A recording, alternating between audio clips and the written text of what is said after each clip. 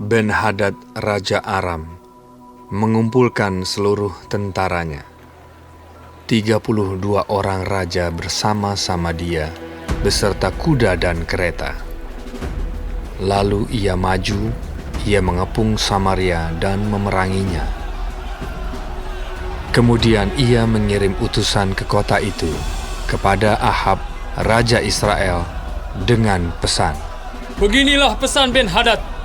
Emasmu dan perakmu adalah milikku. Dan juga istri-istri dan anak-anakmu yang cantik-cantik adalah milikku. Raja Israel menjawab, katanya, Seperti bicaramu itulah ya tuanku raja. Aku ini, dengan segala yang ada padaku, adalah milikmu. Sesudah itu, utusan-utusan itu kembali dan berkata, Beginilah pesan Ben-Hadad. Memang aku telah menyuruh orang kepadamu mengatakan, emas dan perakmu, istri-istri dan anak-anakmu harus kau serahkan kepadaku.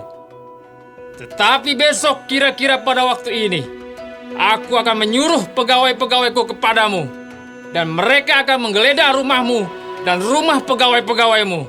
Maka segala yang mereka lihat dan ingini, akan mereka ambil dan mereka bawa. Lalu Raja Israel memanggil semua tua-tua negeri itu dan berkata, Camkanlah! Orang ini mengikhtiarkan kecelakaan kita, sebab ia telah menyuruh orang kepadaku, meminta istri-istriku, anak-anakku, emas dan perakku, dan aku tidak menolak memberikannya kepadanya. Lalu kata semua tua-tua dan segenap rakyat itu kepadanya, Jangan dengarkan! Jangan luluskan! sebab itu ia berkata kepada utusan-utusan Ben-Hadad, Katakanlah kepada tuanku raja, segala yang pertama kali kau suruhkan kepada hambamu ini, aku akan melakukannya. Tetapi tuntutan yang kemudian ini tidak dapat kupenuhi. Lalu pergilah utusan-utusan itu dan menyampaikan jawab itu kepada Ben-Hadad. Ben-Hadad menyuruh orang kepada Ahab dengan pesan, Beginilah kiranya para Allah menghukum aku. Bahkan lebih lagi daripada itu, jika rakyat mengikut aku, masih dapat menjemput segenggam penuh debu puing Samaria. Tetapi Raja Israel menjawab, katanya, Katakanlah, orang yang baru menyandangkan pedang, janganlah memegahkan diri seperti orang yang sudah menanggalkannya. Segera sesudah Ben-Hadad mendengar perkataan itu, pada waktu ia sedang minum-minum dengan raja-raja di pondok, berkatalah ia kepada pegawai-pegawainya, Aturlah barisanmu. lalu mereka mengatur barisannya melawan kota itu. Tetapi tiba-tiba tampillah seorang nabi kepada Ahab, Raja Israel, serta berkata, Beginilah firman Tuhan. Sudahkah kau lihat semua orang yang sangat ramai itu? Bahwasanya pada hari ini, aku akan menyerahkan mereka ke dalam tanganmu, supaya engkau tahu bahwa akulah Tuhan. Lalu bertanyalah Ahab. Dengan bantuan siapa? Jawabnya, Beginilah firman Tuhan. Dengan bantuan orang-orang muda pengiring kepala-kepala daerah. tanyanya pula. Siapakah yang akan memulai perang? Jawabnya, Engkau. kemudian ia menghitung jumlah orang-orang muda pengiring kepala-kepala daerah itu. Ada 232 orang banyaknya, dan sesudah mereka itu, ia menghitung jumlah seluruh rakyat, yakni segenap orang Israel. Ada 7.000 orang banyaknya. Lalu mereka maju menyerang pada waktu tengah hari, sementara Ben-Hadad minum-minum sampai mabuk di pondoknya, bersama dengan ke-32 raja yang membantunya. Ketika orang-orang muda pengiring kepala-kepala daerah itu maju menyerang lebih dahulu, maka Ben-Hadad menyuruh orang menyelidikinya, dan mereka memberitahukan kepadanya demikian. Ada orang-orang maju menyerang dari Samaria. Lalu katanya. Entah mereka datang dengan maksud damai, entah dengan maksud perang. Tangkaplah mereka hidup-hidup. Sementara itu, keluarlah mereka itu dari dalam kota, yakni orang-orang muda, pengiring kepala-kepala daerah, dan juga tentara yang mengikuti mereka. Lalu mereka masing-masing membunuh lawan yang dihadapinya, sehingga orang Aram itu melarikan diri dan dikejar oleh orang Israel. Tetapi Ben-Hadad, Raja Aram, dapat meluputkan diri dengan naik kuda beserta sejumlah orang berkuda. Juga Raja Israel maju, lalu memusnahkan kuda dan kereta itu dan mendatangkan kekalahan yang besar kepada orang Aram. Lalu tampillah nabi itu kepada Raja Israel dan berkata kepadanya, Baiklah, kuatkanlah hatimu. Pertimbangkan dan pikirkanlah apa yang harus kau perbuat. Sebab pada pergantian tahun, Raja Aram akan maju menyerang kau. Pegawai-pegawai Raja Aram berkata kepadanya, Allah mereka ialah Allah gunung. Itulah sebabnya mereka lebih kuat daripada kita. Tetapi apabila kita berperang melawan mereka di tanah rata, pastilah kita lebih kuat daripada mereka.